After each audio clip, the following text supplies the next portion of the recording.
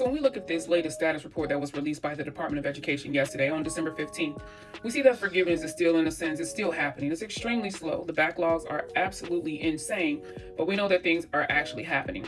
It's important though, because we have borrowers who are enrolled in pay-as-you-earn and also those who are enrolled in income contingent repayment. And when you look at the status report, you see a zero beside your repayment plan. And if you are someone that is at that threshold, meaning you have met the requirement of either income contingent repayment or pay-as-you-earn, I'm sure it's extremely frustrating because you're like, okay, they're not even acknowledging my repayment plan and the fact that I'm still in this plan and I'm still making payments.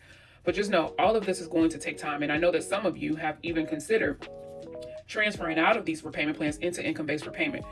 But what you want to take a look at when you look at the status report, let's take a look at the amount of applications that are pending. Because when you transfer out of a repayment plan, that means there's a new application that you are going to be putting yourself in, which means you get caught up in this backlog as well. So we know that right now with anything with the Department of Education, nothing is moving fast. None of this is moving fast. But what you don't want to do is to put yourself in a situation where you could potentially pay even more money monthly if you transfer out of your current repayment. Because remember, you have to continue to make payments on these repayment plans until the systems recognize that you have met that threshold. And as you can see from this status report, if you read it all the way through, we see what is happening with the National Student Loan Data System and how it is actually viewing the information. And then too, even with the system recognizing income-based repayment, look at how many applications were discharged in the month of November.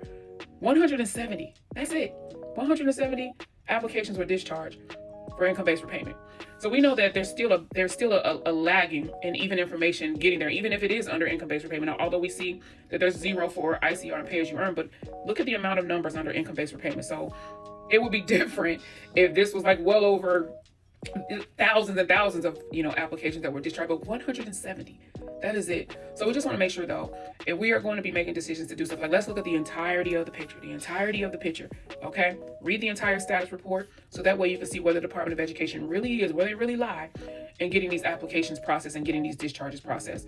Public service loan forgiveness as well. We know that it's a huge backlog on the buyback application. So if you have an application that is in, also another process. It's gonna be a waiting game. It's already has been, but we also see in the status report that the department has stated that if you are at that threshold, meaning you've met the terms of your repayment plan or you've met the terms of the public service loan forgiveness program, you've made your 10 years of qualifying payments under a qualifying repayment plan while working for a qualifying employer, they're saying continue to make the payments. That's just what it is.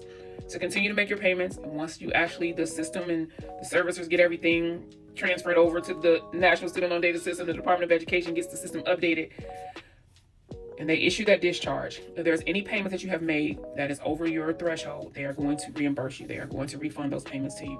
So I know right now, you see the status report, you see some movement under income-based repayment, but we just want to make sure that we're looking at everything as a whole, not just bits and pieces of it, but the entire full picture of where we really are and what the status is of things. So we're not making moves and, further delaying, the progress or the process. Okay.